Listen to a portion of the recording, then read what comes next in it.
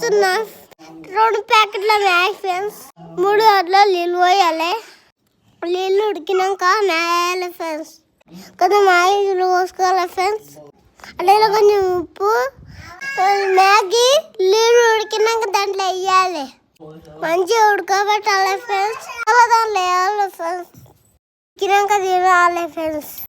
like చేయండి share చేయండి వీడియోలు అందరూ చూసి సర్ప్రైజ్ చేస్తలేదు